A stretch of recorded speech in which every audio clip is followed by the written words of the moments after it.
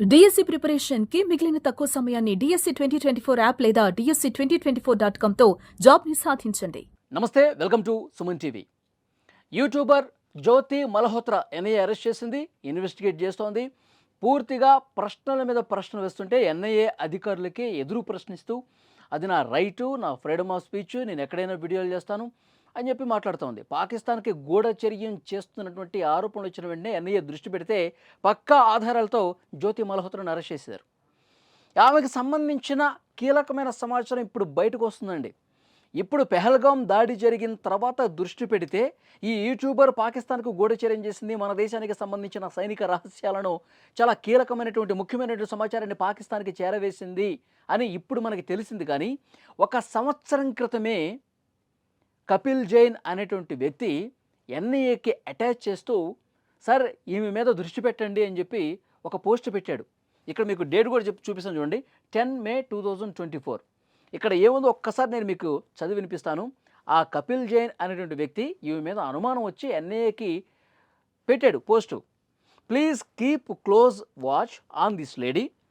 She first visited and attend Pakistani embassy function, then visited Pakistan for 10 days. Now she is heading for Kashmir. Maybe some link behind all these.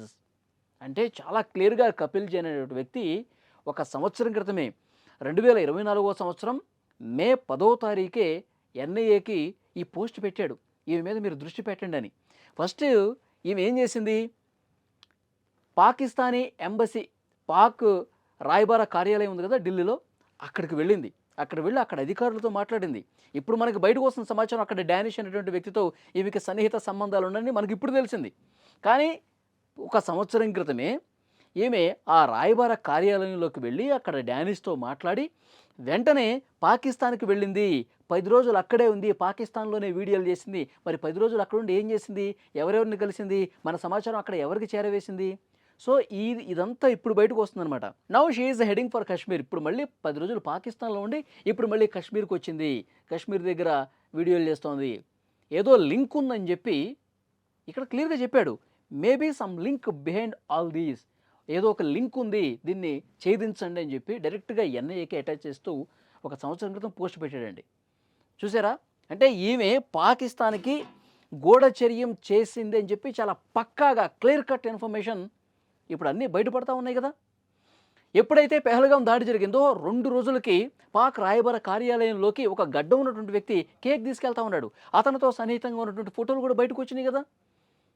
అంటే మనకి ఎలాంటి సంబంధం లేని వ్యక్తితో మనం అంత క్లోజ్గా ఎందుకు మూవ్ అవ్వాల్సినటువంటి పరిస్థితి వచ్చింది, మనం ఎందుకు అతనితో క్లోజ్గా ఉంటూ వీడియోలు చేసేటటువంటి పరిస్థితి ఉంది? దీనికి రీజన్ ఏంటి అంటే మన సమాచారం పూర్తిగా పాకిస్తాన్కి చేరవేస్తుంది.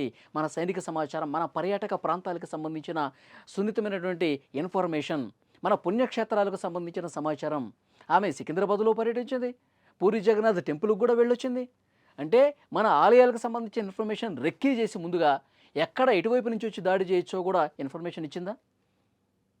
మెట్రో సిటీస్లో అటాక్ చేయాలంటే ముందుగా ఎటువైపు నుంచి రావాలి, ఎక్కడ రద్దీ ప్రాంతాలు ఉన్నాయి, ఈజీగా ఎక్కడ టార్గెట్ చేయొచ్చు, ఉగ్రవాద దాడులు చేయొచ్చు అని చెప్పి అలాంటి ఇన్ఫర్మేషన్ ఏమన్నా ఇచ్చిందా? లోతుగా ఇన్వెస్టిగేట్ చేస్తున్నారండి. ఒక సంవత్సరం క్రితమే ఈ కపిల్ జైన్ అనేటువంటి వ్యక్తి ఎన్ఐఏకి అటాచ్ చేస్తూ పోస్ట్ పెట్టినప్పుడే ఎన్ఐఏ దీన్ని సీరియస్గా తీసుకుని ఉంటే, మన నిఘా విభాగాలు చాలా సీరియస్గా అప్పుడే ఈ విషయాన్ని తీసుకుని ఈ యూట్యూబర్ని క్వశ్చన్ చేస్తుంటే జ్యోతి మల్హోత్రాని ఇంతవరకు వచ్చి ఉండేది కాదు, మన సమాచారం వాళ్ళకి చేరవేసి ఉండేది కాదు. పెహల్గాం లాంటి దాడి కూడా జరిగి ఉండకపోవచ్చేమో. ఎందుకంటే పెహల్గాం ఎక్కడైతే దాడి జరిగిందో అక్కడ వీడియోలు చేసింది ఈ మహాతేల, అక్కడ వీడియోలు చేసింది. వీడియోలు చేసి ఎటువైపు నుంచి ఉగ్రవాదులు రావచ్చు, ఎటువైపు నుంచి ఈజీగా ఎస్కేప్ కావచ్చు, ఇది మొత్తం రెక్కీ చేసింది. అందుకే వీడియోలు చేసింది. పైకి మాత్రం యూట్యూబర్, పైకి మాత్రమే నేను వీడియోలు చేస్తున్నా, నా యూట్యూబ్ ఛానల్ కోసం నేను పోస్టులు పెట్టుకుంటున్నా, ప్రజలకు సమాచారం ఇస్తున్నా, ఇది ఫ్రీడమ్ ఆఫ్ స్పీచ్, ఇది మాట్లాడుతున్నామే. కానీ లోపల చేసేదేంటి, యూట్యూబర్ ముసుగులో మన సైనిక సమాచారాన్ని, మన దేశాలకు సంబంధించిన ముఖ్యమైన సమాచారాన్ని పాకిస్తాన్కి చేరవేసింది. ఇక్కడ డానిష్తో సన్నిహిత సంబంధాలు ఉన్నాయి. అతను అలీ ఎహసాన్ అని చెప్పి ఒక వ్యక్తిని పరిచయం చేశారంట. అతనికిను పాకిస్తాన్ నిఘా విభాగానికి అధికారులకి చాలా మంచి సంబంధాలు ఉన్నాయి. మన సమాచారం మొత్తం వాళ్ళకి చేరవేసింది. వాళ్ళేమో ఇష్టం వచ్చినట్టుగా మన దేశం మీద దాడులు చేసే పరిస్థితి ఉంది. సో ఇలాంటి దేశ ద్రోహులకు సంబంధించిన సమాచారం ఎన్ఐఏకు ఒక సంవత్సరం ముందే పసిగట్టి ఉంటే ఈ కపిల్ జై అనేటువంటి వ్యక్తి పంపించినటువంటి ఈ సమాచారం వాళ్ళు చూసి ఉండింటే గనక అప్పుడే జ్యోతి మల్హోత్రా బండారం మొత్తం బయటపడేది. ఇంత దారుణం జరగకపోయేది. ఇలాంటి వాళ్ళు చాలామంది ఉన్నారండి, దేశ ద్రోహులు. జ్యోతి మల్హోత్రా లాంటి వాళ్ళు చాలామంది ఉన్నారు. ఇప్పటి వరకు ఒక 11-12 మందిని అరెస్ట్ చేశారు. ముసుగులో, అంటే వ్యాపారాలు చేసుకునే ముసుగులో, విద్యార్థిగా ఉన్నటువంటి ముసుగులో వాళ్ళు పైకి క్లాసులు వెళ్ళి చదువుతాం అనుకుంటారు, కానీ మన సమాచారం మొత్తం పాకిస్తాన్కి ఇరవేస్తారు. ఏదో వ్యాపారం చేస్తూ ఉంటారు, పైకి చిన్న చిన్న వ్యాపారాలు చేస్తూ ఉంటారు, కానీ వాళ్ళు ఒక స్లీపర్ సెల్స్ లాగా మన సమాచారం మొత్తం ఎవరికి అనుమానం రాకుండా సైలెంట్గా పంపిస్తూ ఉంటారు. సో అలాంటి వాళ్ళందరినీ కూడా జల్లెడ పడతా ఉన్నారు. అందరినీ కూడా అనుమానం వస్తే వెంటనే ఇంట్రాగేట్ చేసి అనుమానం నిజమైన నిరూపణ అయితే అరెస్ట్ చేసేస్తున్నారు.